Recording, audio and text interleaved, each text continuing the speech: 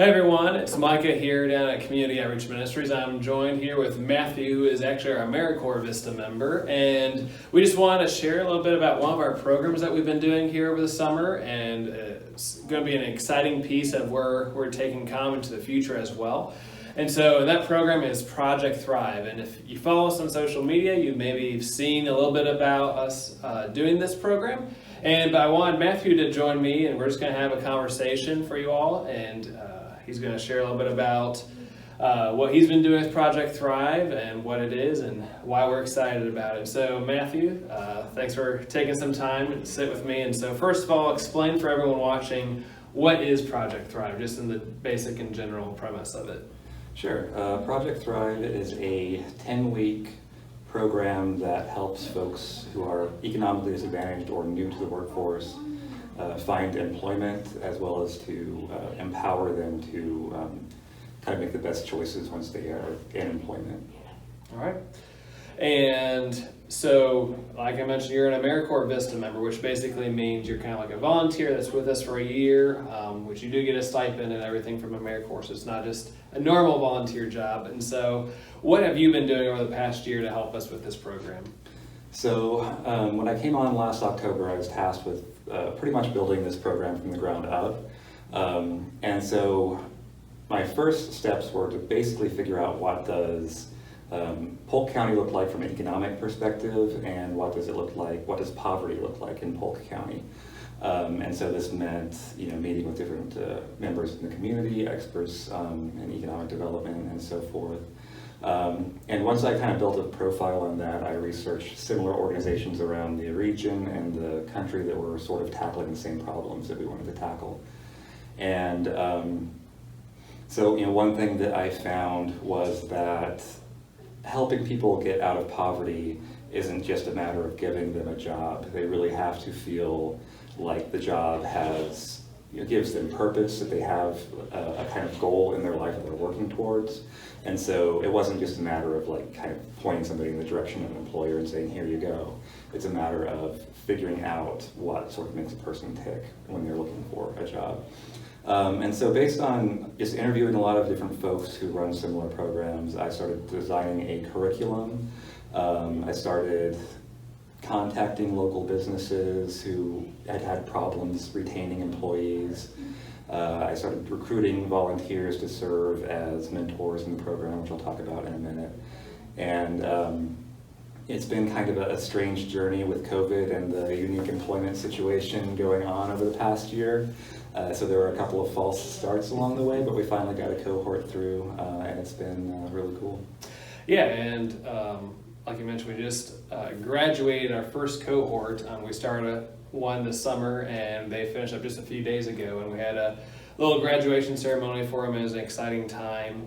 And so now that we've kind of seen what Project Thrive has looked like, as we've done at least one cohort from start to finish, can you just share what practically did that look like? I mean, what were they doing during those 10 weeks?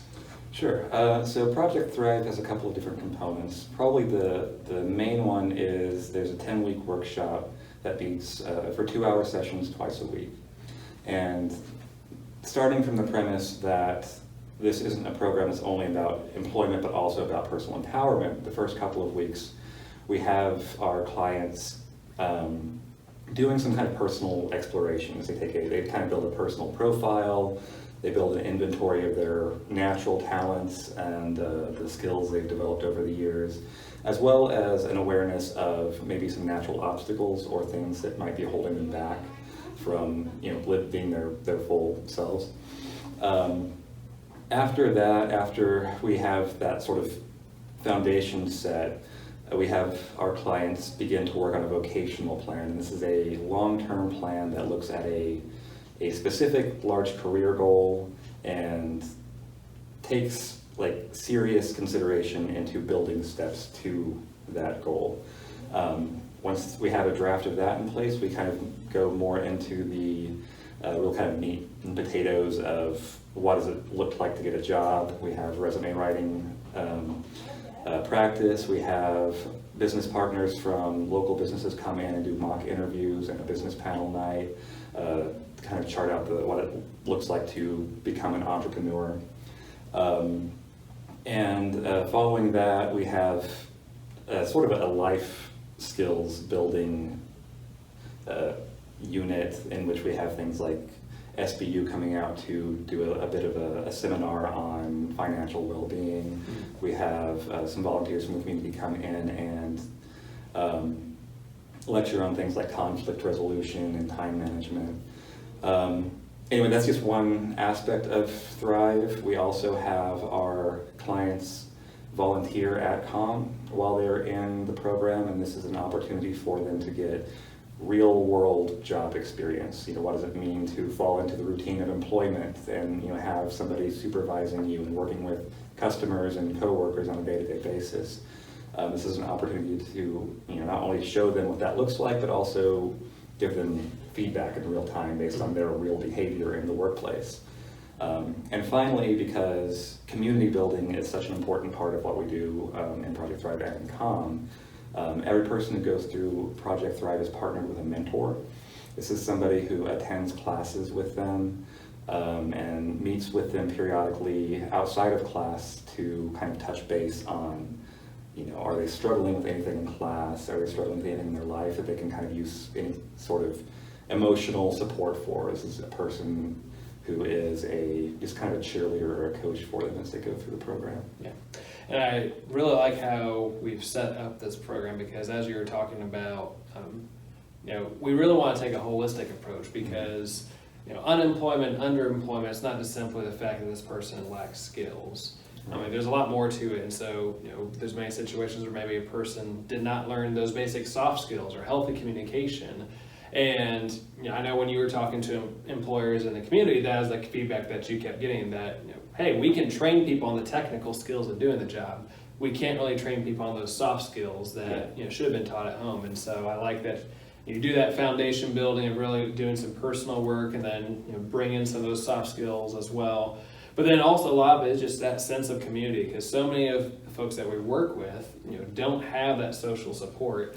I think that really stuck out to me as I was sitting through the graduation ceremony a few nights ago, that there definitely seemed to be that sense of community between the mentors who've been working with our clients and the students with each other even, and with them and the staff as well. And so that is something I really am excited about the future of where this program can go.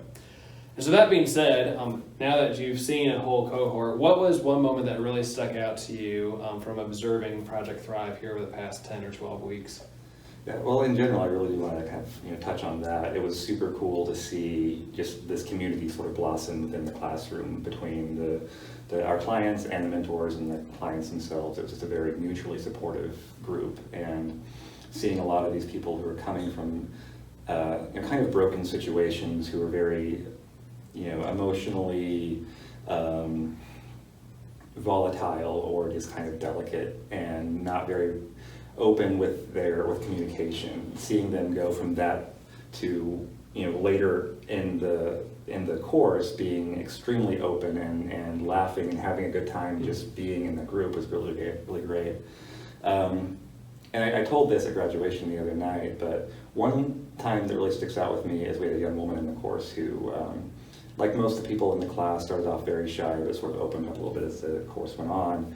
And on our mock interview night, she kind of reverted a little bit and got really nervous about her interview. And her mentor was there with her, and her mentor kind of took her aside, and she listened to her and kind of gave her a pep talk, and she came out of that and just gave, by all indications, a really great job interview, and that was a very cool thing to see. Yeah, and that, of course, then builds confidence, because this is creating that safe environment. It's a mock interview.